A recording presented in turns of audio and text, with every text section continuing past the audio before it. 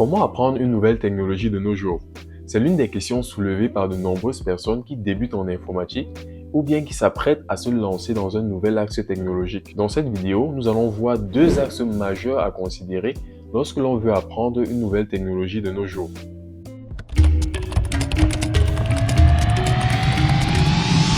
Pour ceux qui sont nouveaux sur cette chaîne, moi c'est Gaius Libamfeno, jeune ingénieur logiciel originaire du Cameroun. Ici, je vous parle de nouvelles technologies, d'intelligence artificielle et de carrière.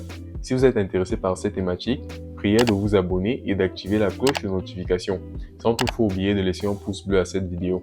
La première des choses à faire lorsque l'on veut apprendre une nouvelle technologie de nos jours, c'est de faire un benchmark afin de déterminer les meilleures technologies à jour en fonction de notre besoin.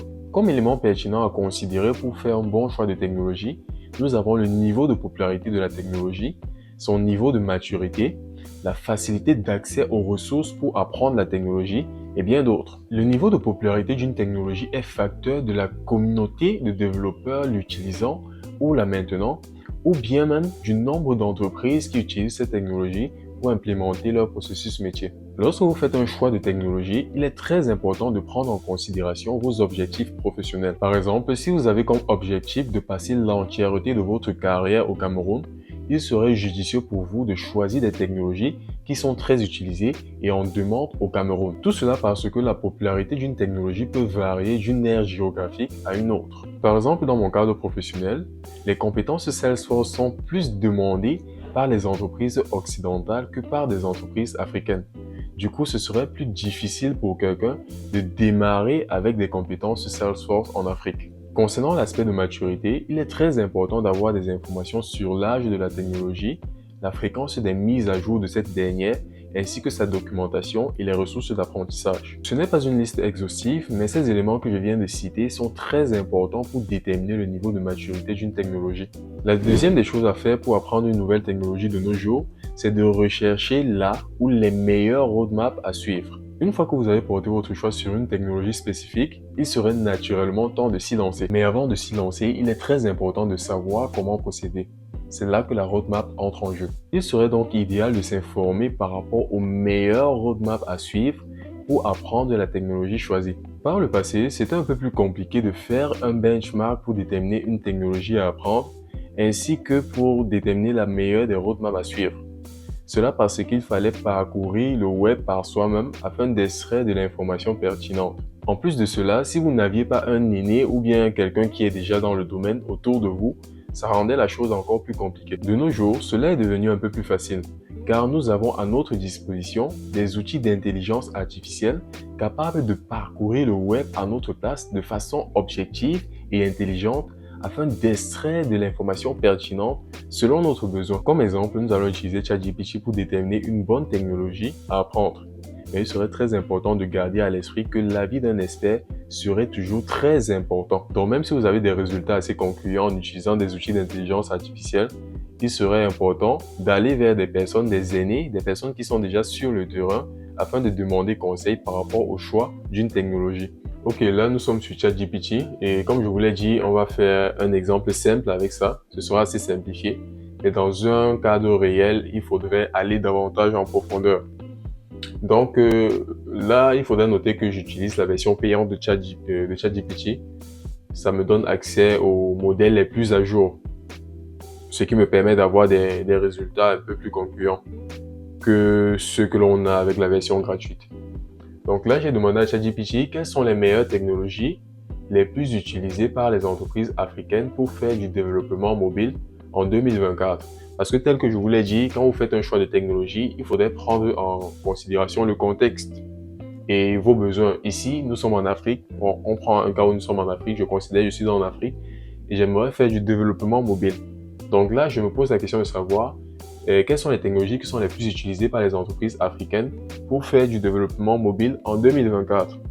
Parce que si je choisis une technologie qui n'est pas utilisée par des entreprises, personne ne va me recruter. Donc c'est la raison pour laquelle il faudrait être très précis, préciser le contexte et tout, le besoin. Donc c'est ça que j'ai fait. Et là, ChatGPT m'a donné une réponse. En 2024, les entreprises africaines comme celles d'autres régions utilisent une variété de technologies pour le développement mobile, chacun offrant des avantages spécifiques selon les besoins du projet et les compétences disponibles. Voici quelques-unes des technologies les plus populaires pour le développement mobile en Afrique. Donc en premier lieu, on a Flutter, en deuxième lieu, React Native, ensuite Kotlin, Swift, Xamarin, Ionic. Donc là, ce sont les technologies que ça a pu trouver et que ChatGPT nous fait savoir que ce sont les technologies les plus populaires en Afrique en termes de développement mobile. Et là, je peux confirmer quand même que ces technologies sont très populaires en Afrique. Surtout, bon, d'après mon environnement, l'environnement dans lequel j'ai grandi, Flutter et React Native sont très utilisés. Ça, je peux confirmer. Donc, une fois que j'ai eu ces informations, bon, là, à côté, là, on a les détails. Ce serait très important de lire ces détails. Là, on va vous dire, ça a été créé par Google. Flutter est très apprécié pour le développement d'applications mobiles multiplateformes. Donc, on va vous donner les forces et peut-être les faiblesses. Si ça ne vous donne pas les faiblesses, vous pourrez rechercher quels sont les points faibles de telle technologie, telle technologie. Question d'avoir assez d'informations pour vous décider. Donc, on pourra lire toutes ces informations fournies par ChatGPT pour mieux nous décider. Donc là, on dit, il y a un résumé qui a été ajouté par ChatGPT. Chaque technologie a ses forces et ses faiblesses. Et le choix dépend souvent des objectifs spécifiques de l'entreprise, des compétences des développeurs et du marché cible. L'accès à la formation et aux ressources ainsi que la facilité de recrutement de talents qualifiés dans ces technologies sont également des facteurs importants dans le choix d'une plateforme de développement mobile. Donc, ça revient un peu à ce que je vous disais au début.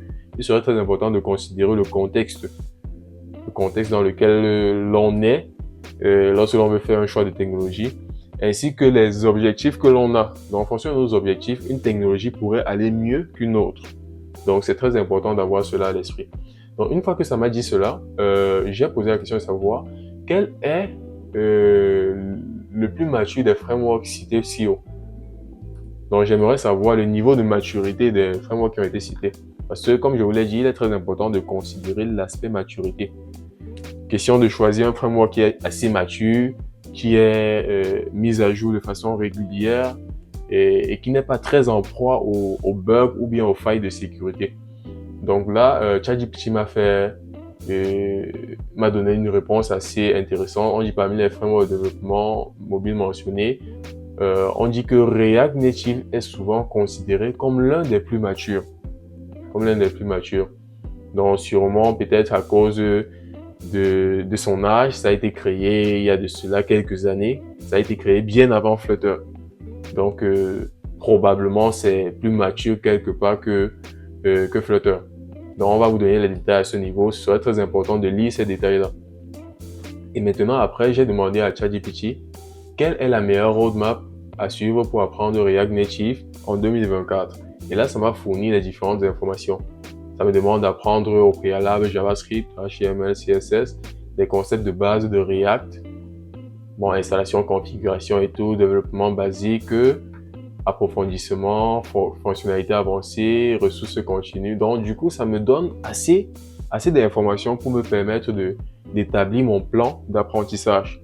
Et comme je vous l'ai dit, en plus de ces informations que vous pouvez collecter à partir de ChatGPT, il serait très important de consulter aussi des personnes qui sont déjà sur le terrain, si vous avez cette possibilité-là, de consulter des aînés qui ont déjà de l'expérience dans le domaine, que ce soit du développement ou bien tout autre domaine dans lequel on utilise des technologies. Donc, de les consulter pour avoir leur avis par rapport au choix d'une technologie. Question d'avoir assez d'informations consistantes pour vous décider au final. C'est tout pour cette vidéo. J'espère que vous l'avez bien aimé. N'hésitez pas de laisser des pouces bleus, de vous abonner à la chaîne, d'activer la cloche de notification et de partager au maximum cette vidéo autour de vous. On se revoit pour notre prochain sujet. Prenez soin de vous. Peace!